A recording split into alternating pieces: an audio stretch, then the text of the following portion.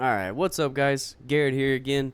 Today we're just gonna go through another video, sourcing, doing the usual. Hopefully this time I'll remember to open up FlipMine to get the full experience of everything. But let's jump right into it and get started.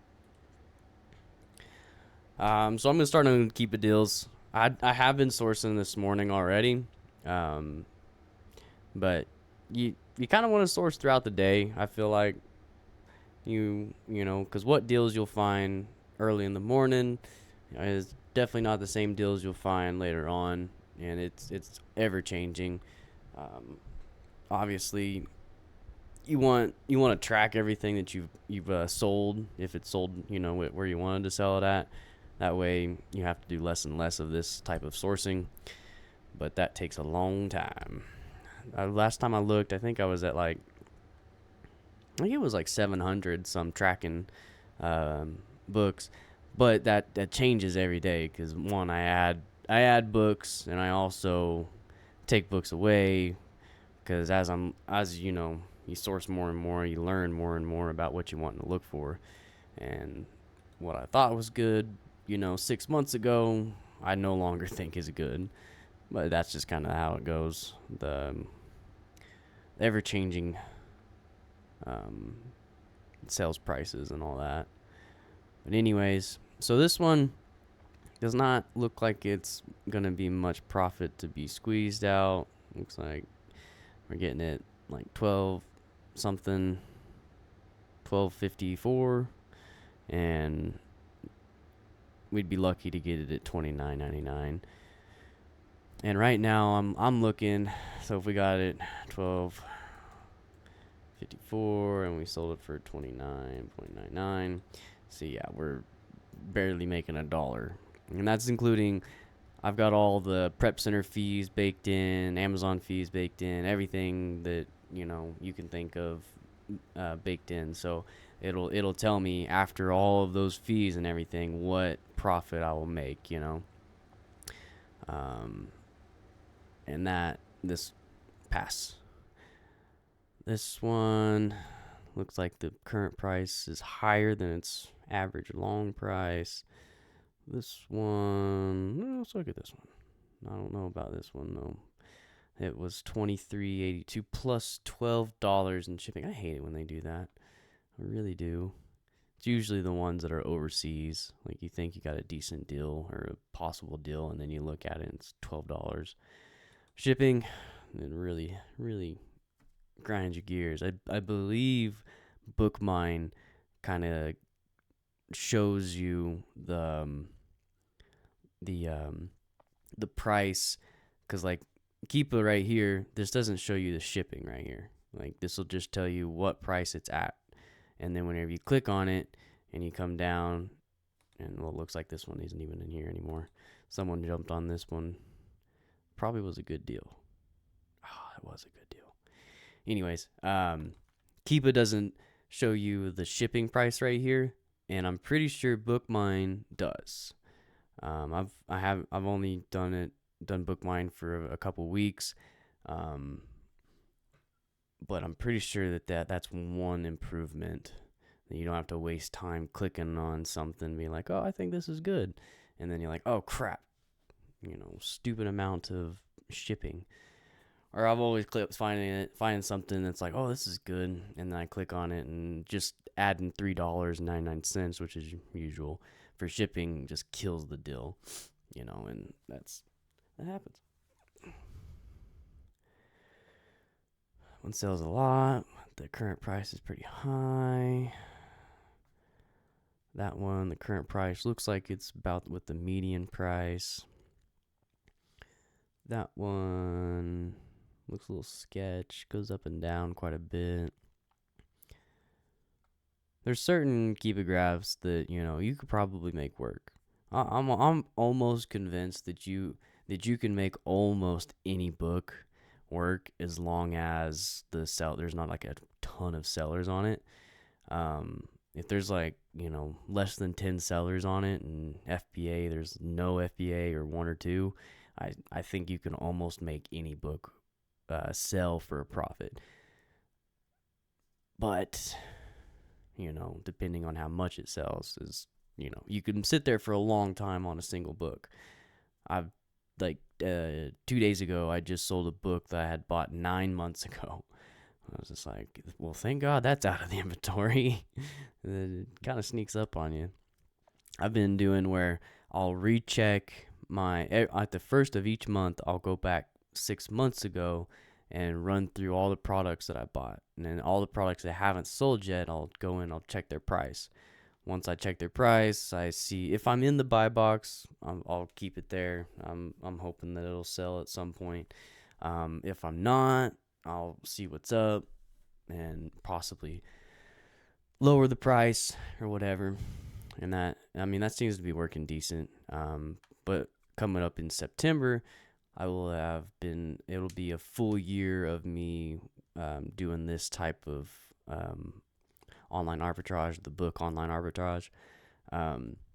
Be a full year, and then I'll start doing my 6-month check, and then I'll go back at my 12-month check and see what's going on with books that are still in stock 12 months later. And I don't know. I'm trying to decide what I want to do with 12 months later. Either one, send it all the way down to a selling price and just get it the heck out of there, or dispose of it maybe if it's just can't even get one sale no matter what price it is. So there are books like that out there that you're just not even gonna be close to the asking price, and you might as well just dispose of it. Otherwise you'd be spending more money selling it at that price. Decisions though at that point. Let's see here. Nothing. Not quite. A lot of these ones, the current price is pretty much level with its average selling price historically. I'm only going off of the black line, which is the lowest used price. I try to stick with that line. You can, obviously you can, take advantage of the buy box price, but you want to be careful doing that, because these prices in these books change pretty drastically. So I go off of the lowest used price. That way, even if it goes down to that price, not that necessarily I'm going to price it at that, but even if I have to go down to that price, I'm still going to be making something, or I make it to where that low price is at least 50%. You know what I'm saying? There are exceptions and stuff. Like if the book sells, hundreds of times in a month, number one, check the counterfeit. Number two, it's probably a safe bet that you'll be able to get something back. As long as you look at this black line here, make sure that the lowest price that you can sell it for, the lowest average price, I should say, that you can sell it for is at least 50%. Because some books will just plummet, and you'll be like, man. Because I had sold a couple books and a couple DVDs at the beginning of this year, and sold them for crazy amounts of profit, and I rebought them and sent them in and everything was going good, and then Amazon decides to slap on a pricing error, and man, when that happens, that just sucks, because you don't really know exactly how to remedy it, except for try to wait it out. I'm still learning that process, the pricing error process. Like, I got burnt the other day. I dropped a price thinking that I would drop it, and then my repricer would pop it right back up, after 15 minutes. But there was a reseller that hopped on it in that time, or two, it didn't pop back up, which either one is very likely. But learned a lesson there. Lost a couple bucks. What is this? Let's see, we're at that. Some of these DC books I like to look at on eBay because I can sell them on eBay sometimes. Not this one though, because I'm gated on Amazon. But I like to find ways to sell things that most people will just disregard and move on.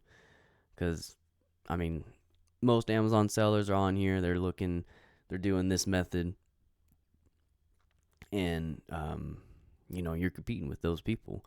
And if you can find ways to do things that other people aren't willing to do, because eBay is not FBA. You have to deal with customer service, and you have to ship the product and everything. Just like I guess FBM if you want to do that route. But it's pick your poison, I guess.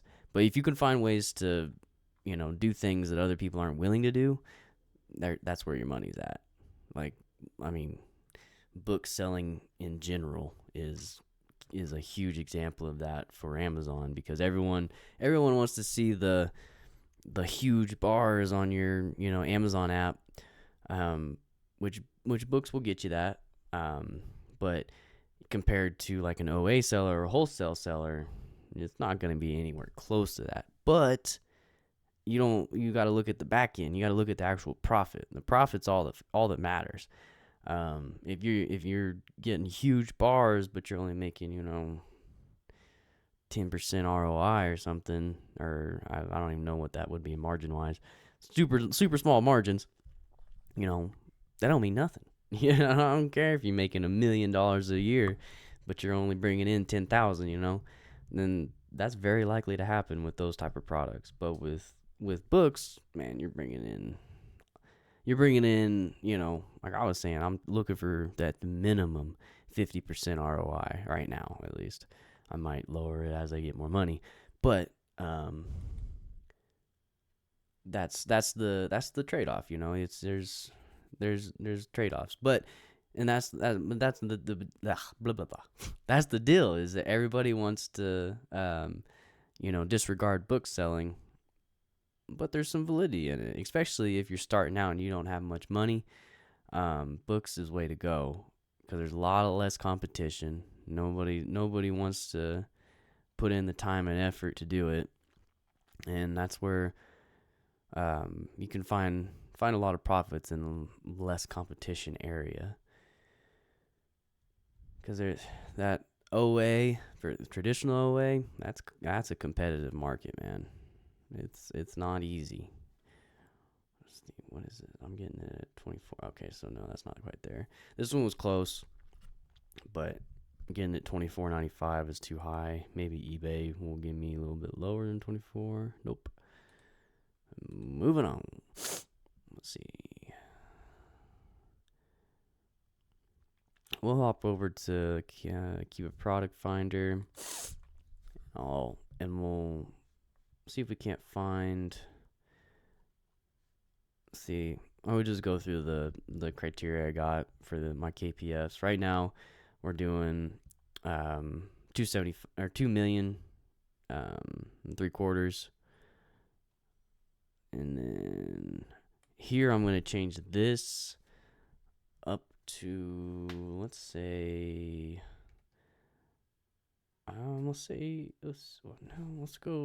go 60, and then we'll put a limit at 40, and then we'll go over here 120, and this one 140, 110. That's not bad. Oh, and I guess if we're gonna do it the legit way, there's the 2.25 million. That's my used pricing criteria that I want to keep, and I'm pretty sure I just have a books category, and then I think that's it.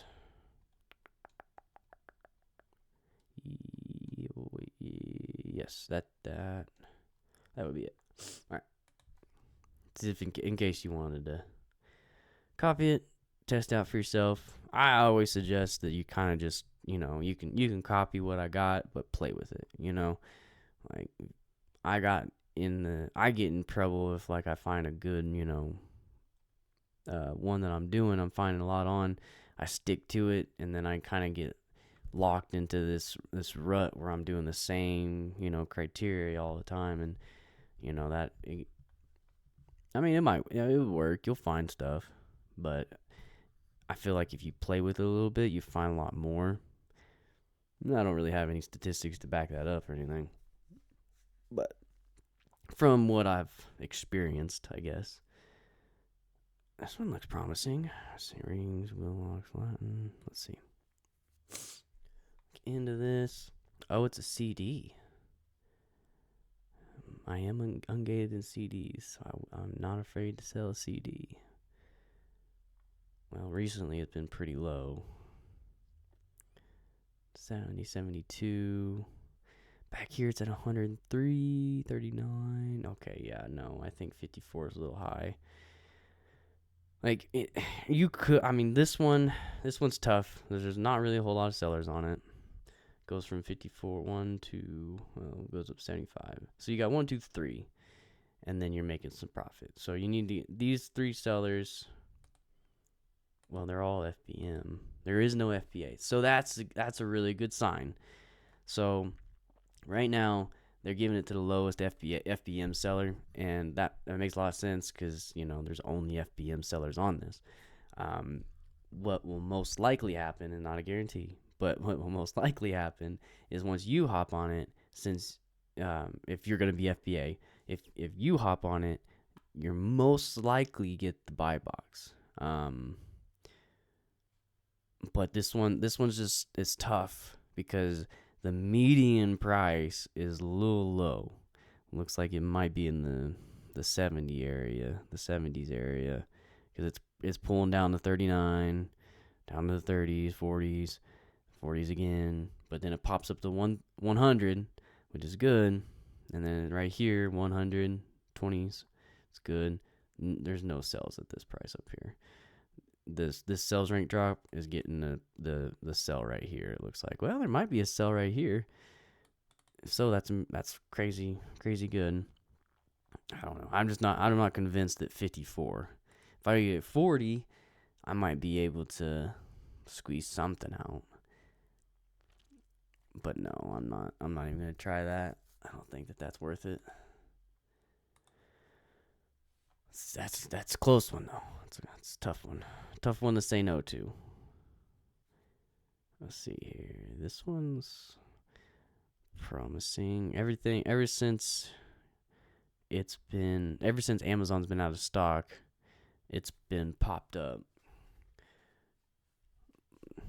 Now, the issue with with the ones with Amazon going out of stock is, sometimes Amazon will come back, and that's the worst whenever you buy a book and then thinking you're going to get it at one price, and then Amazon hops on it and just undercuts the crap out of you.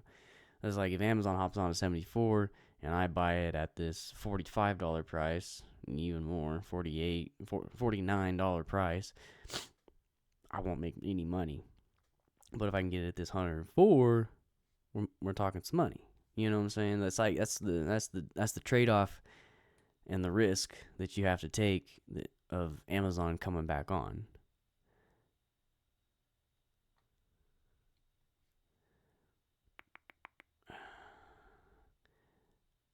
Yeah, I'm not gonna go for that. Even though that could definitely be there. It's only 2 people on there. Oh my gosh. Yeah, they got 1,000. And their FBA. Yeah, this is a no. So that's the biggest thing. This is your competition right here. If you buy this book at the $49 price, you will not be able to go over 100 because they're new. There's just no way. And look, this is acceptable. Goodwill. I buy acceptable books from Goodwill because they undervalue their products quite a bit. But since this person has over 1,000 in stock and they're priced at 100, there's just not. I have to undercut him since he's a new seller, and that's just not feasible. Not gonna happen. Compensation, introduction.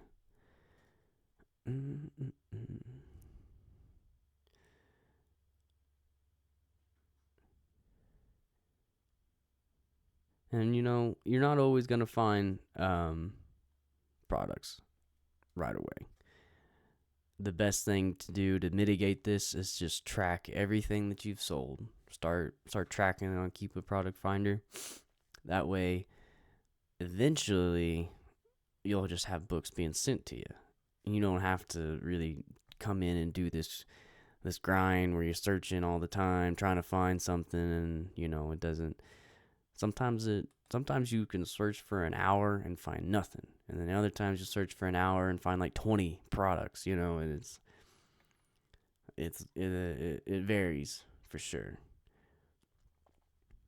That's why I have so many different deals here, because like if I'm searching and it's been like a good 15 minutes, I'm thinking, all right, I gotta switch something up. This ain't working. Switch it up. You know what I'm saying? Like we were on Keep It Deals for a while there. Wasn't finding nothing. All right, switch it up. Unfortunately, we're not finding anything right now. I think I'm gonna pop that up. Well, let's look at this one.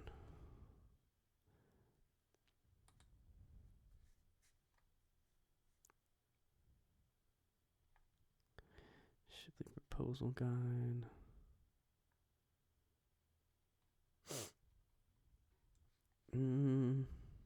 This one's not bad. Well, that's too close, because it looks like the sell price is at 95 usually. Not quite gonna do that. Younger robotics, law school exam. Here, we will change up this stuff. We'll raise this to 90. Put this at 70. Put this at like 180, and then do 200. It's only 50 products. It's not a whole lot, but we'll see what it gives us. This book I have already bought. This one was pretty promising. Went for it. This thing, I want $84 for this thing. It the kids' books will surprise you. There's one kids' book that's called Animal, and it's like a black book. And believe it or not, I sold it. It was one of those cardboard books. I sold it for like $100 some, and when I bought it for like 10, and it's like, I don't know how someone can spend that type of money on a cardboard book. It's pretty insane. And it hasn't happened too many times with me with kids' books. Kids' books they're impressive, but at the same time, there's so many of them that are not impressive. Let's see. Inside guides, flexi map.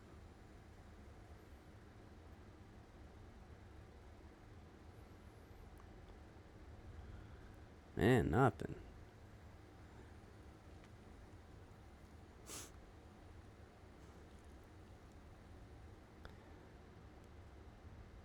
Blanking.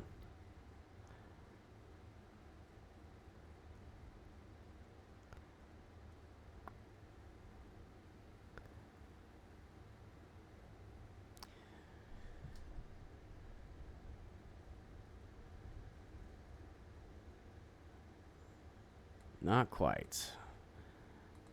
We'll play with it one more time. We'll even put this up.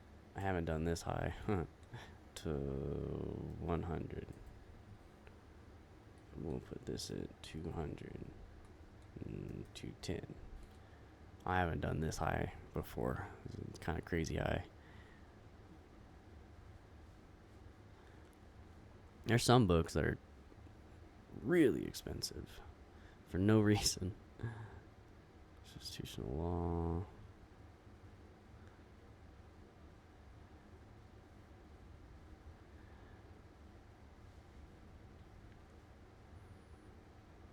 Issue complete. Alright. We're not finding anything. I'm going to call it good there. But you get the concept of what I'm looking for. I'm gonna try to get some recording of me actually buying some stuff. It I did buy, like, I think it was 12 books this morning.